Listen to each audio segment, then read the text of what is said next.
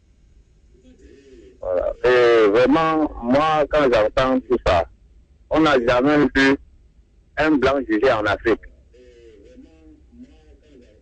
On n'a jamais vu un blanc rapatrié en Afrique. Donc, tous les blancs même qui fuient les prisons là-bas, ils viennent ici se cacher. On ne les a jamais même rapatriés. C'est juste parce que nous, on se met dans les trous. On s'enfonce nous seuls. Si vraiment on sait que ce qui s'est passé en 2008 ici au Cameroun, depuis là, les Camerounais ils ont compris que même si la guerre devait arranger les problèmes, ils ne préfèrent même pas. Ils ont laissé que bon, vraiment, vous les Blancs, venez combattre et faire ce que vous voulez faire. Mais pourquoi les autres Africains ne peuvent pas aussi comprendre comme ça? La semaine passée, j'entendais, on parlait de la langue qu'on devait introduire. Vraiment, même cette langue qu'on dit, si on veut faire la langue là et qu'on n'a pas d'écriture, moi j'ai proposé même une fois, si on veut faire la langue là, on sort la langue, l'écriture de Ndioya qui l'avait fait là, avec la langue ici au Cameroun, on écrit en leur patois et puis on adhère ça. Mais on comprend seulement qu'on va sortir la langue. On sort la langue, on écrit en français, on écrit en anglais. Mais finalement, tu sors quelle langue? Hein? Tu dois parler le français. Tu dois parler peut-être ton patron écrit en français. Ok, merci Patrick, merci pour... on vous a compris sur ce sujet. On va donc conclure sur la question de la Côte d'Ivoire, qui est donc le premier sujet qui nous intéressait dans le cadre de cette émission. On a suivi les points de vue des uns. Oui, il faut chuter. Oui, chuter très rapidement le temps. Le temps commence à faire des les Africains ne doivent donc pas continuer à s'apitoyer sur leur sort, à pleurer et à faire montre, à présenter une pitié qui, à un moment donné, dérange l'humanité, parce que chaque individu, lorsqu'il vient sur Terre, doit comprendre ses problèmes, maîtriser ses faiblesses et se préparer pour être fort. Aujourd'hui, les Africains doivent donc, comme ça, se munir des voies et moyens pour pouvoir braver l'humanité et reprendre la première place qu'ils ont perdue dans le temps. Ok, professeur, un mot. Moi, je pense que ne donnons pas l'impression en Mondieu Vision qu'il s'agit ici d'une table ronde des Blancs contre les Noirs. C'est inadmissible. C'est des points de vue, professeur. Non, c'est mon avis. Laissez-moi m'exprimer. Vous allez vous exprimer. Et je pense que, sur ce point bien précis, les Africains ont leur responsabilité dans tout ce qui nous arrive. Les Africains de la diaspora ont un savoir-faire. Localement, qu'est-ce que vous en faites? Vous les méprisez, vous les brimez. Les Africains font des grandes écoles, rentrent ici au Cameroun. Qu'est-ce que vous en faites? Les jeunes, à l'intérieur des pays africains, sortent des universités avec des diplômes. Qu'est-ce qu'on en fait? Des chômeurs, des buveurs d'alcool. Aujourd'hui, on le voit, des sauveteurs. Je pense que le problème des Blancs est certes réel. Parce que, en matière de relations internationales, les États n'ont pas d'amis. Mais reconnaissons qu'à l'intérieur des États africains, les Africains sont encore très barbares. Parce que ce sont les Africains qui torturent les Africains et ouvrent les opportunités aux autres de venir jouer au maître chez nous. Pour preuve, qui a tué Kadhafi? Qui a tué Nkrumah? Qui a tué certains nationalistes? Ce sont les Africains. Moi, je crois que nous sommes ici dans une espèce... Il y a des Africains. J'en reviendrai. Nous allons arriver là. On parlera de la Crimée. On a pris beaucoup de temps. Et sur ce point, je pense qu'aujourd'hui, il y a ce qu'on appelle un carnaval des pyromanes. Les pyromanes sont d'abord les Africains. Et parce qu'il n'y a que des pyromanes, les Occidentaux arrivent comme des sapeurs-pompiers et que les Africains se réveillent. Merci. On va prendre Tchala qui est au téléphone depuis Douala au Cameroun. Bonsoir. C'est Tala. Tala, je pense que c'est Tala. Tala. Oui. Tala, on t'écoute. Oui. Merci. Oui. Je ne sais pas, professeur. Quand vous tenez des propos pareils, non mais, en 1992, au lendemain des élections présidentielles au Cameroun, lorsque Jeune Afrique économique titrait Cameroun, l'un gagne, l'autre ne perd pas. Vous voulez nous faire croire qu'il fallait que M. Foundi fasse signer des contrats avec l'impérialisme occidental pour massacrer les Camerounais avant de s'installer au pouvoir? Mais attendez, en restant au pouvoir, même par usurpation, Laurent Gbagbo ne représentait pas une menace directe de mort pour des milliers d'Ivoiriens. Alors, le temps Laurent Gbagbo dit on rencontre les voix. Le temps Alassane Ouattara dit l'option est sur la table. C'est le camp Ouattara qui passe à l'offensive. Et au moment où il était très bien qu'il y aura des morts dans le camp de Laurent Gbagbo, il y aura des morts dans leur propre camp, mais ils le font quand même. Et au finish, Alassane Ouattara, lui, il paye la guerre sans tuer personne. Laurent Gbagbo, lui, il a perdu la guerre en tuant beaucoup de gens. Non mais attendez, on ne sait pas. C'était ma contribution.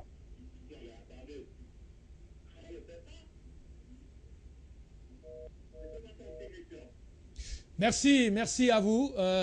Jean-Baptiste Biaye, en conclusion sur le sujet. Vous savez que nous sommes sur un plateau qui est très suivi, comme le professeur l'a si bien dit là tout à l'heure, et le sujet est tout à la fois intéressant et passionnant.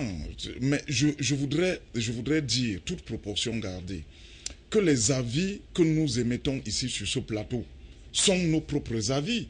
Et ça permet de développer davantage le débat dans les chaumières. Donc, je voudrais dire, et nous sommes dans cette option-là, nous sommes pour que Charles Blé Goudé n'aille pas à la CPI. Parce que cette affaire-là démontre à quel niveau les pays africains, j'allais dire, démontrent qu'il y a de la fragilité en fonction, par rapport aux tribunaux nationaux. Non, on ne peut pas, plusieurs années après les indépendances, démontrer aux Blancs que nous n'avons pas de tribunaux nationaux capables de juger nos propres compatriotes africains. Donc, ça c'est la première chose. La seconde chose, c'est que il faut quand même qu'on s'interroge, sans avoir une haine contre les Blancs, mais il faut quand même qu'on se pose un certain nombre de questions également. Que veulent et recherchent les Blancs en Afrique? Et posez-vous cette question. Quand ils viennent, et d'ailleurs le professeur a très bien noté que il n'y a que les intérêts qui comptent. Et moi j'ai souligné à 2 traits le mot intérêt. Les Blancs viennent en Afrique pour leurs intérêts. Ils ne viennent pas parce qu'ils nous aiment beaucoup. Non. Et vous voyez en ce moment, et je termine là-dessus, ils viennent en Afrique pour se mirer. Ils viennent en Afrique pour chercher de l'argent. Ils viennent en Afrique pour avoir des honneurs qu'ils ont perdus. Voilà, qu'ils ont perdu ailleurs. Aujourd'hui, on vous balance l'homosexualité. Dites-moi dans quel pays africain l'homosexualité a développé un pays en Afrique. Non, soyons sérieux. L'Ouganda en est victime aujourd'hui avec la Banque mondiale qui a même supprimé l'aide à la santé. Alors, on va aller au téléphone très rapidement. Bonsoir, on vous écoute.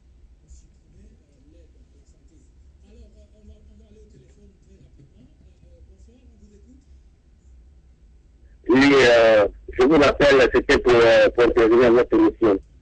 Surtout à propos de ce monsieur du RDPC qui est au pouvoir là. Nous savons qu'en 92, il y a M. Biya qui a tué beaucoup de gens.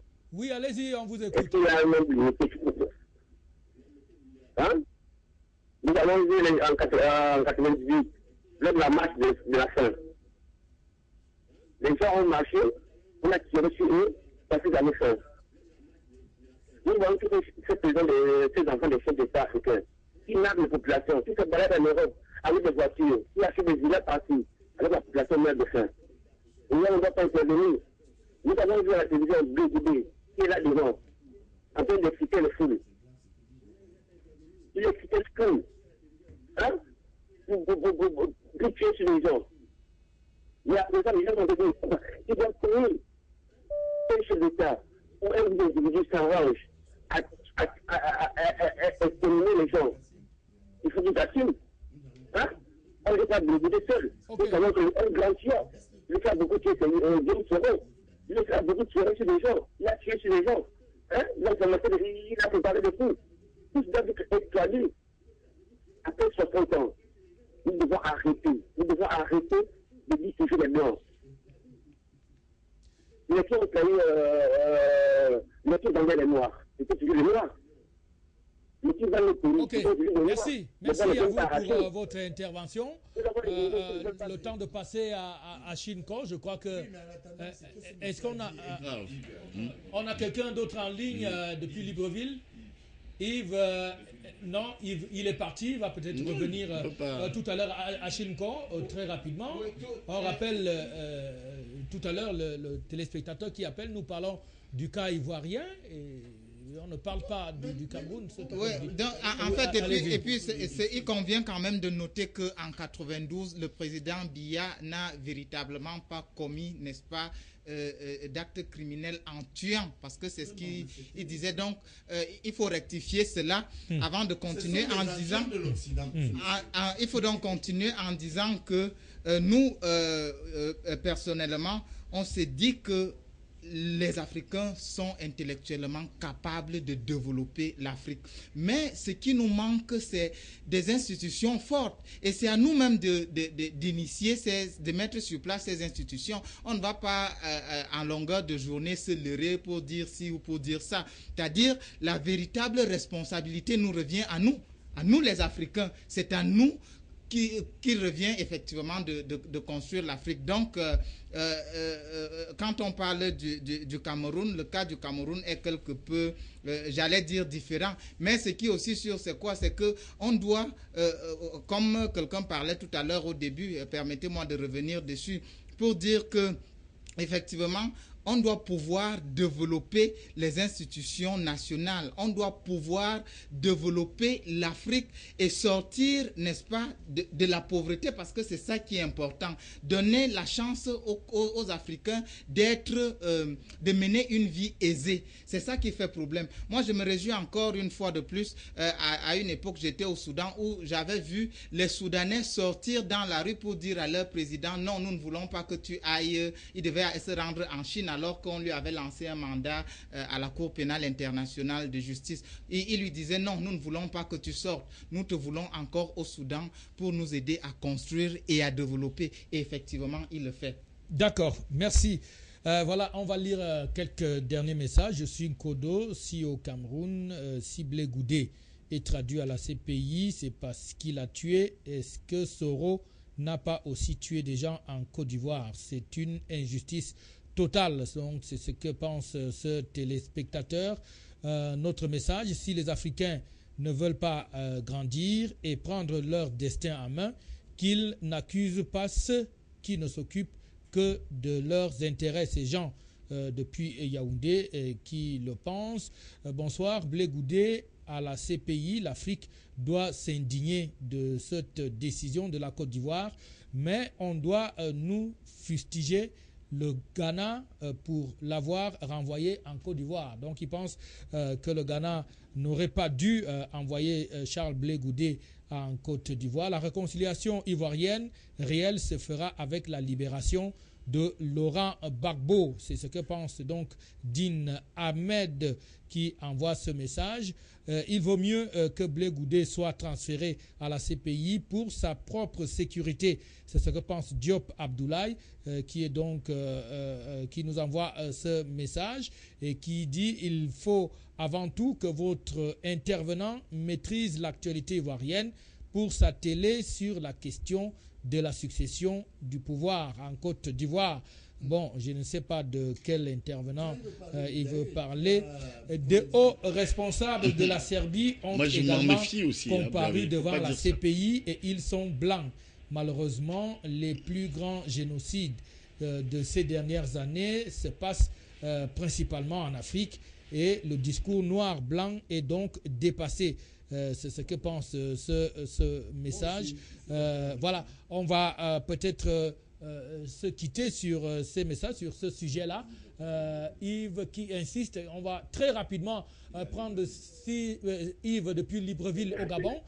Yves, on vous écoute, vous êtes sur l'antenne.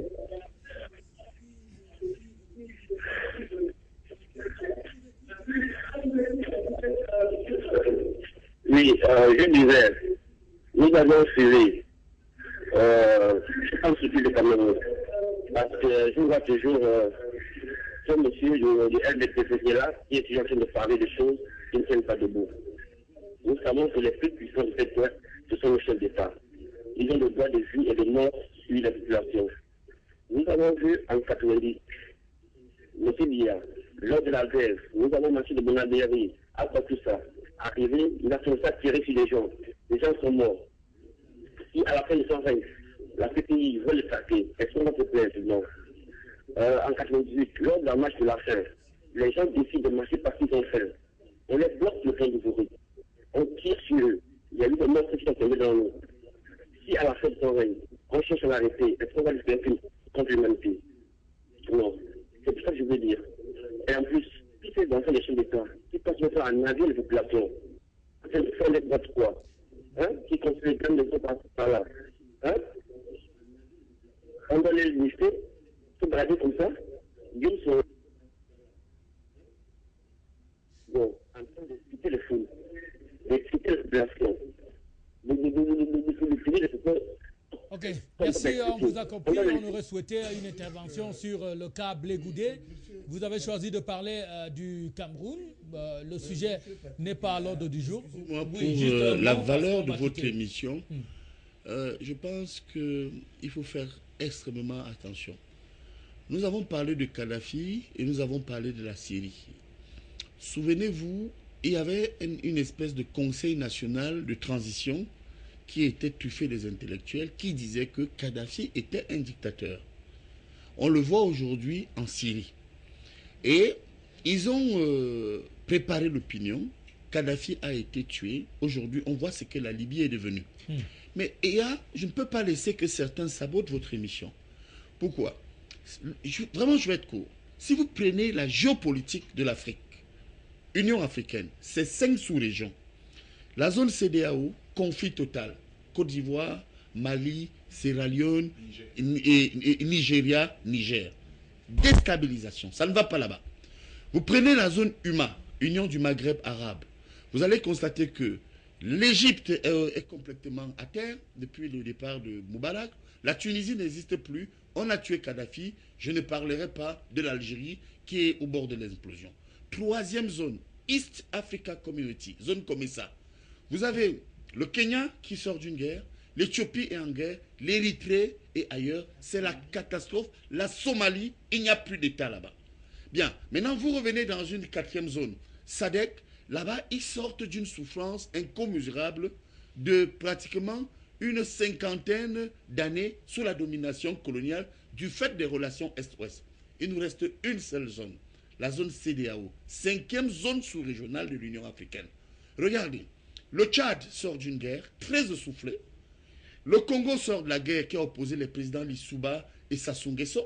Vous prenez aujourd'hui la Centrafrique, et si vous prenez aussi à côté de nous le régime militaire de Guinée, vous allez vous rendre compte que le Cameroun est un îlot civil.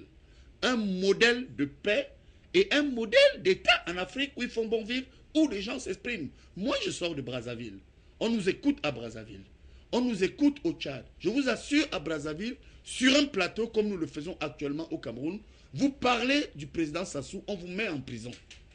Vous comprenez? Donc ces deux intervenants, celui qui est probablement en aventure à Libreville, parce que je pense que beaucoup de Camerounais ont sali l'image du Cameroun au Gabon, parce qu'au Gabon, les Camerounais, à l'étranger en général, particulièrement au Gabon, en Guinée équatoriale, ce sont des prostituées, ce sont des fémans, ce sont des voleurs. C'est une mauvaise image. Alors nous qui sommes ici... On va quand même respecter les... Mais je regrette, écoutez, c'est mon boulot. Ça fait partie aussi de la liberté d'expression. Je suis un socio-analyste. Alors, ces suppôts de l'Occident, ils veulent dire qu'au Cameroun on a tué. Ils veulent donner l'impression qu'au Cameroun on tue pour qu'à terme, l'Occident occupe notre espace qui est un espace convoité. Malheureusement pour ces messieurs, ça ne marchera pas. Il fallait cette réponse-là. On va donc quitter le sujet de la Côte d'Ivoire et de Blé Goudé pour parler actuellement de ce qui se passe en Crimée, ce qui se passe entre la Russie et l'Occident, où on a pratiquement cette semaine les choses qui se sont emballées. Le Parlement de Crimée a donc choisi le rattachement à la Russie et la Russie a donc entériné ce vote qui a été fait en Crimée. Et voilà tout de suite que l'Occident n'a pas entendu, les réactions tombent, les sanctions sont économiques et sont certes ciblées, au point où aujourd'hui on se pose la question de savoir est-ce qu'on n'est pas en train de filer droit vers une nouvelle guerre froide qui oppose donc la Russie à l'Occident. On va donc très rapidement avec vous, Joseph Marie Fils Djamab. permettre une première lecture de ce qui se passe. Vladimir Poutine, qui aujourd'hui semble être seul contre tous sur cette question de l'Ukraine et de la Crimée. Vladimir Poutine est fort. Je resterai dans mon credo, la raison du plus fort est toujours la meilleure. Donc, les États-Unis n'oseront pas. L'Europe est faible. L'OTAN, ce sont les USA. L'armement de l'OTAN, ce sont les USA.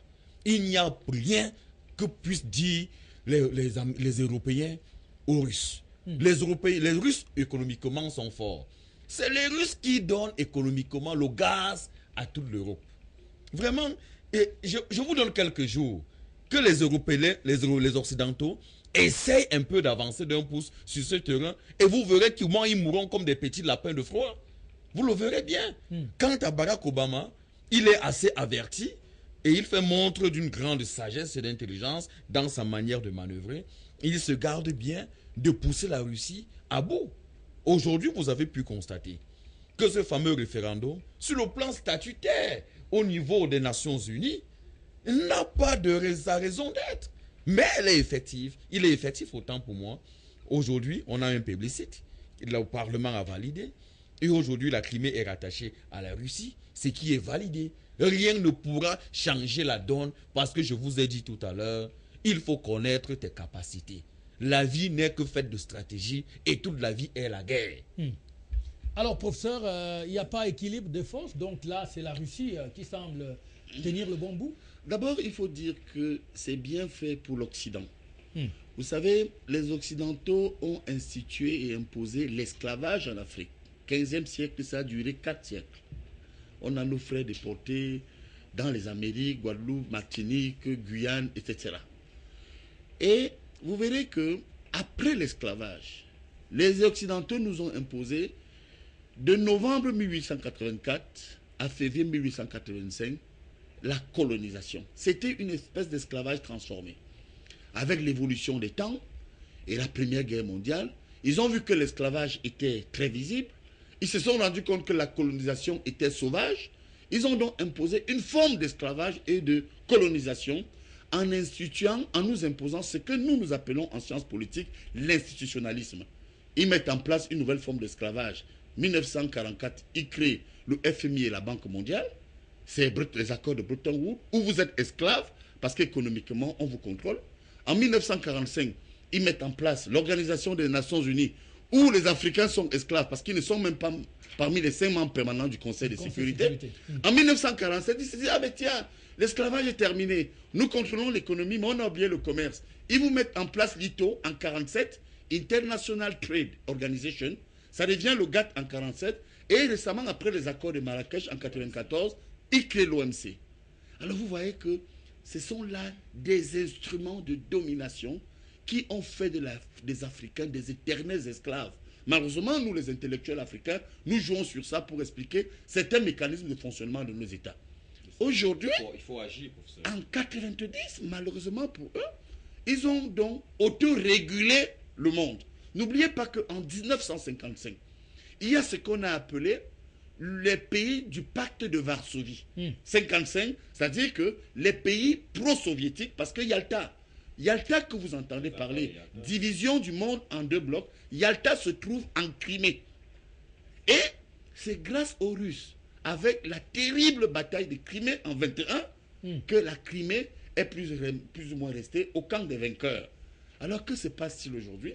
Il y a l'enjeu de la mer Noire et les Occidentaux ont fait partie un chef d'État élu. Exactement ce qu'ils ont fait en Côte d'Ivoire, exactement ce qu'ils ont fait en Libye, exactement avec tout ce qui perpétue en convoitant aujourd'hui le Cameroun. Malheureusement pour eux, là-bas, vous avez près de 60% de la population de Crimée qui est russe, 22% en Ukraine, l'ensemble de la population russe d'Ukraine. Et il y a un rapport de force. Les Occidentaux ont triché. Ils veulent contrôler le monde. L'Occident est en crise. Ils n'ont jamais réglé le problème de la Palestine. Ils ont provoqué la guerre de Syrie. Ils ont tué en Irak le président Saddam Hussein. On l'a pendu. Ils ont continué à perpétrer un certain nombre de crimes. Et vous verrez que du point de vue géopolitique et géostratégique, je vous assure, tout ce qu'il y a comme armes en Afrique, au Congo, au Mali, en République centrafricaine, à côté de nous en RDC, ces armes ont la marque des 5 pays membres du Conseil de sécurité. Je dis bien membres permanents. On ne fait rien. Malheureusement pour eux, ils sont tombés sur un roc. Quelqu'un qui a une vision, un ancien espion, quelqu'un qui connaît le fonctionnement de l'Occident. Et aujourd'hui, il s'est réapproprié la Crimée. Et je peux vous dire que rien ne se passera. Tout Donc, simplement parce que vous rejoignez, je le rejoins. Oui. La Crimée, d'abord, c'est aussi un pays des Blancs. Ils se respectent entre eux. Je vais vous dire du point de vue des relations internationales. Vous allez voir que tous les conflits qui ont opposé les Blancs entre eux, on les a arrêtés. Mais vous verrez que les conflits qui perdurent dans le système international, ce sont les conflits où les Noirs sont engagés ou alors les Arabes. Okay. Et parce que je pense que la Crimée, ce sont des Blancs, et parce que je pense aussi qu'il y a une même base sur tous les pôles où existent les Noirs, je suis convaincu que ce n'est qu'un passage réel où ils finiront par s'entendre. Voilà, on va prendre Abdoulaye au téléphone sur le sujet de la Russie et l'Occident. On prend l'intervention sur ce sujet. On vous écoute depuis la Côte d'Ivoire.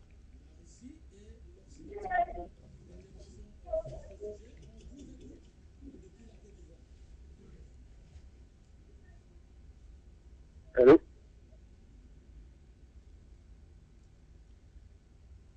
Allô? Vous m'entendez? Oui, bonsoir, le panéliste. Oui, on vous écoute, Abdoulaye, on vous écoute. Ok, en fait, je veux...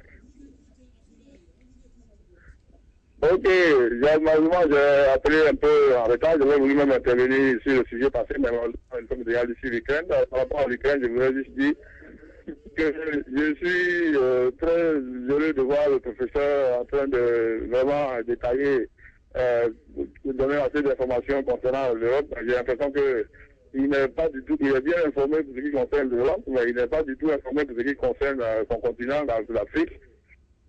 J'ai été tout à l'heure très peiné par rapport à ce qu'il a dit sur la Côte d'Ivoire, sur le cas Bleu Goudé. J'ai l'impression que j'avais envie de le ramener à ses livres, à ses journaux. Il s'est encore dit qu'il est politologue.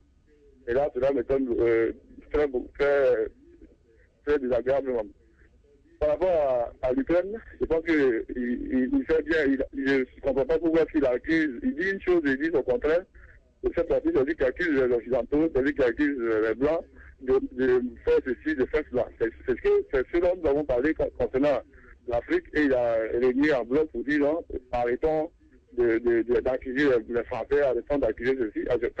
Ça m'étonne que lui, concernant l'Ukraine, concernant le premier ministre, maintenant revenir sur le pas, revenir sur ce qu'il a dit. Alors, juste pour finir, donc je voudrais lui dire que concernant le cas de Goudé, il n'a qu'à revoir les copies, il faut qu'il s'informe parce qu'il a beaucoup de choses à apprendre. Et quand on n'a pas d'informations concernant une situation ou un contexte, le mieux c'est de s'informer et ne pas dire les choses parce que c'est une antenne, c'est un débat très sérieux. Et les gens sont suivis par beaucoup de personnes, alors il évite de dire des choses qui ne mettent pas. Je vous remercie.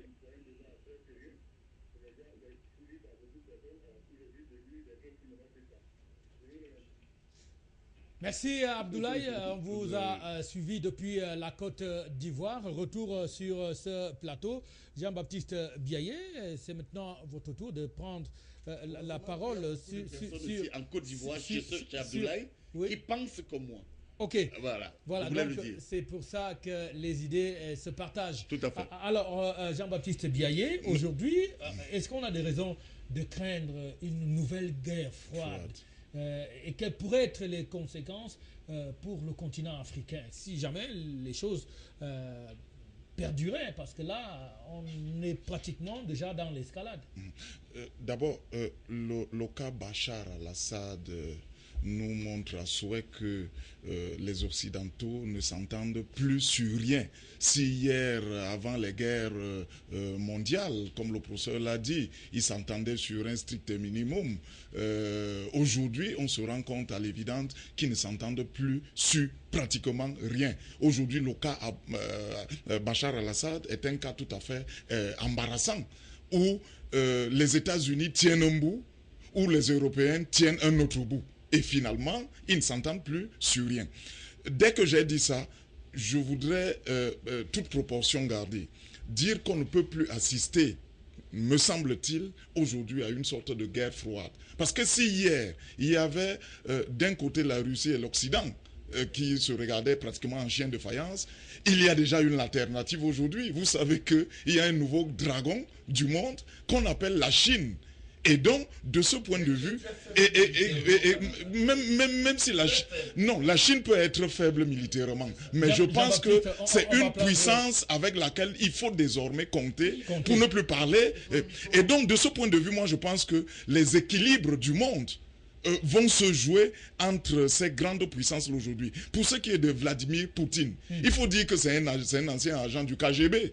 Okay. Qui est aujourd'hui l'antidote du FBI. Et donc, de ce point de vue, il maîtrise très bien les rouages. On revient à vous, le temps de prendre au téléphone Richard, depuis Yaoundé. Richard, vous êtes à l'antenne, on vous écoute.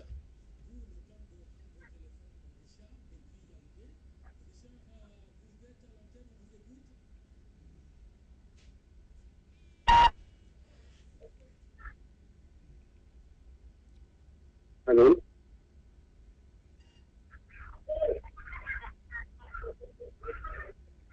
Est-ce qu'il est toujours là, Richard? On vous écoute, Richard. Allô? Allô? Allô? Oui, Richard, on vous écoute. Oui, je peux contribuer. Je m'appelle Seigneur Richard depuis la Londres. Oui, je voudrais faire une contribution là, en réagissant par rapport à ce que le professeur vient de dire là.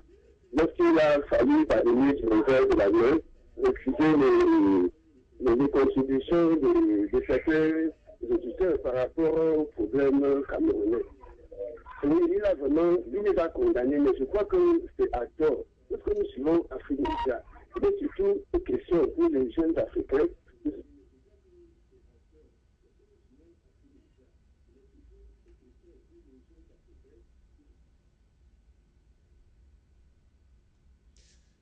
Voilà, je crois que Richard est parti. On va permettre à Achille, parce qu'on va bientôt se séparer sur la question de la Crimée, la Russie et l'Occident. Aujourd'hui, on l'a dit, le professeur l'a dit et Joseph-Marie Fils-Diama également, la Russie aujourd'hui semble jouer sur ses atouts. Est-ce qu'on n'est pas en train d'assister à une sorte de chantage que Vladimir Poutine fait aujourd'hui aux Occidentaux? Il sait pertinemment qu'il a des ressources, même si l'économie russe n'est pas aussi forte que ça, parce que des deux côtés, on pense que la Russie également ne peut pas résister longtemps si les sanctions européennes sont effectivement appliquées. Tout à fait. Je ne pense pas, à mon avis, que ce soit un chantage. C'est tout simplement une restitution, n'est-ce pas, de l'équilibre. Il a compris que la Russie ne devrait pas rester interminablement silencieuse. Il faut pouvoir, n'est-ce pas, prendre sa part parce qu'il y a eu une redistribution de cartes. Et d'ailleurs, sur le plan de la géopolitique, l'Ukraine, la Crimée, si vous voulez, joue un rôle très très important parce que il y a un courant d'idéologie même à véhiculer. Et regardez, quelqu'un parlait tout à l'heure de ce qui se passe en Syrie. Effectivement, tout enjeu du bien devrait, n'est-ce pas, ou plutôt seuls les enjeux du mal pourraient ne pas soutenir Bachar al-Assad dans sa posture parce qu'il est soutenu. Il est soutenu par le peuple syrien. Moi, j'y ai été et je sais de quoi je parle. Donc, vous avez vu Poutine le soutenir effectivement. Et il mérite, lui qui mérite son soutien. Vous avez vu, il est longtemps resté au pouvoir. Il y aura élection cette année-ci. Sûrement, il va regagner les élections et il va y rester. Pour vous dire que, effectivement, Poutine est suffisamment fort. Et sa force de frappe lui permet aujourd'hui de défier ceux qui pensent qu'ils peuvent fragmenter l'idéologie russe. Ça, il faut faire attention. Regardez l'île Mayotte en Afrique, qui appartient effectivement à la France.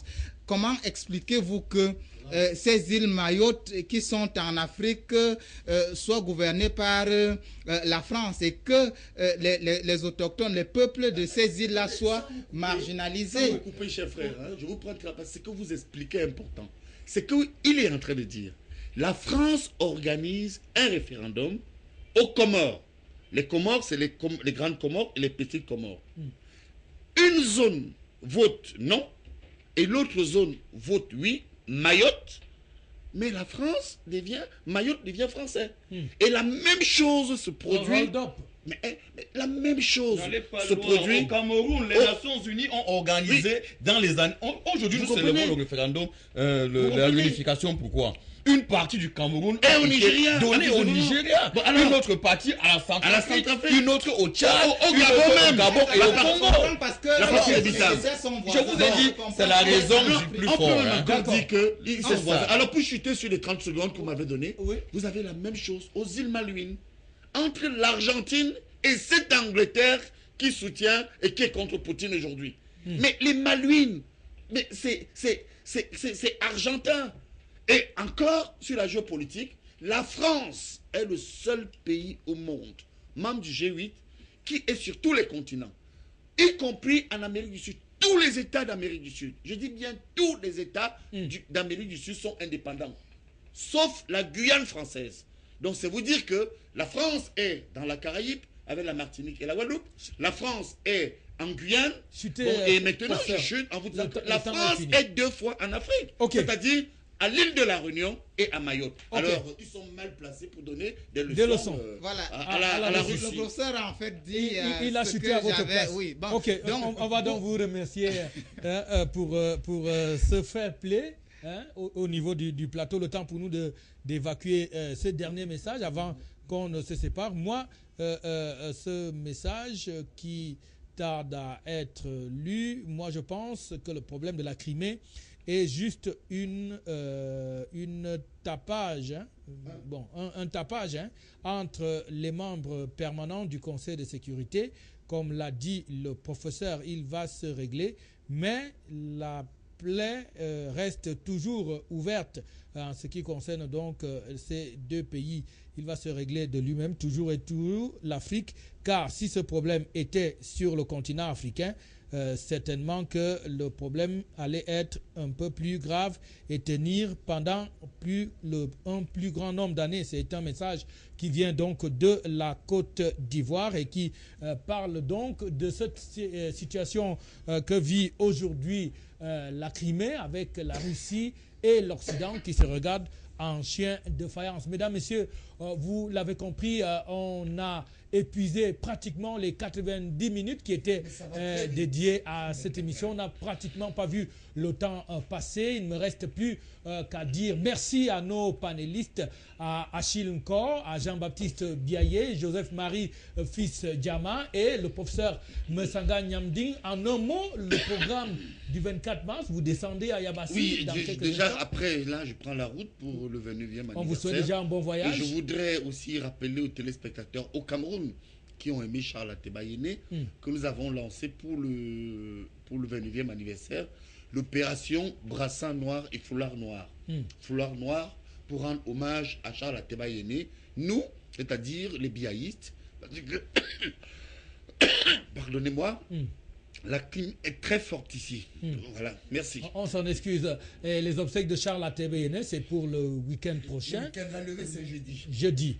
Donc, et le 29, c'est l'enterrement à Bikoka. Dans son village natal, certainement que nous allons accompagner Charles Atebeyene qui a plusieurs fois été sur le plateau du club de la presse. Mesdames, Messieurs, merci à vous aussi qui avez pris de votre temps pour nous regarder cet après-midi. Ne manquez pas la rediffusion dimanche. On dit merci à toute la grosse équipe derrière les machines. On vous retrouve le week-end prochain, si Dieu le veut bien. D'ici là, portez-vous bien. Surtout, restez sur Afrique Média, la télévision panafricaine, car le meilleur, c'est ici. Au revoir.